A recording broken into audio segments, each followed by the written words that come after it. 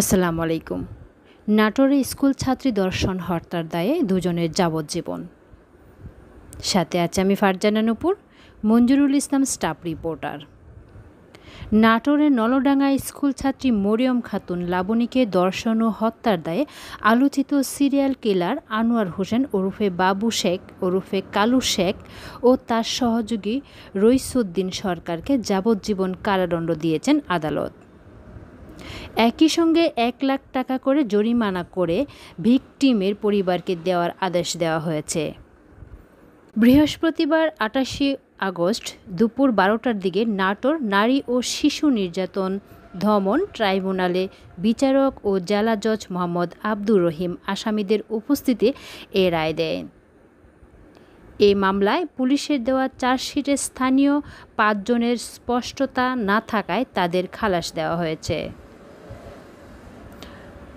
দণ্ডপ্রাপ্ত আনোয়ার হোসেন ওরফে বাবু শেখ নওগাঁ জেলার নারীনগর উপজেলার হরিশপুর গ্রামের মৃত জাহের আলী শেখের ছেলে ও রইসুদ্দিন নাটোর জেলার নলডাঙ্গা উপজেলা খাজুরামুল্লা পাড়া গ্রামের মৃত হাজি শামসুদ্দিনের ছেলে। খালাসপ্রাপ্তরা হলেন একই এলাকার মোহাম্মদ সুহাগ, মোহাম্মদ রাকিব হোসেন, মোহাম্মদ আলামিন, মোহাম্মদ জিয়ারুল ওরফে জিয়া ও মোহাম্মদ জালাল হোসেন। নাটোরের নারী ও শিশু নির্যাতন দমন ট্রাইব্যুনালের স্পেশাল পাবলিক প্রসিকিউটর বিশেষ পিপি অ্যাডভোকেট আনিসুর রহমান এ তথ্য নিশ্চিত করে।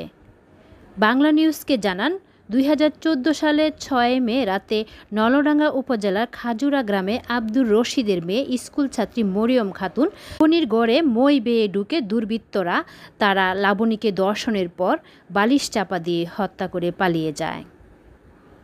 পরদিন সকালে পরিবারের সদস্যরা ঘরে তার মরদেহ পড়ে থাকতে দেখে পুলিশকে খবর দেয়। এ ঘটনায় নিহতের বাবা বাদী হয়ে নলডাঙ্গা থানায় মামলা দায়ের করেন।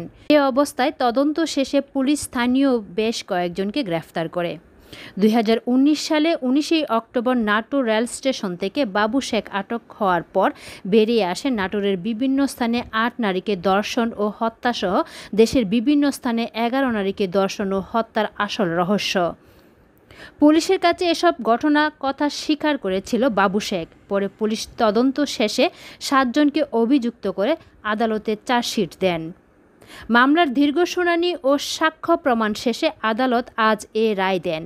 এ মামলা পুলিশের দেওয়া চার্জশিটে স্থানীয় ৫ জনের সম্পৃক্ততা না থাকায় তাদের খালাস দেওয়া হয়।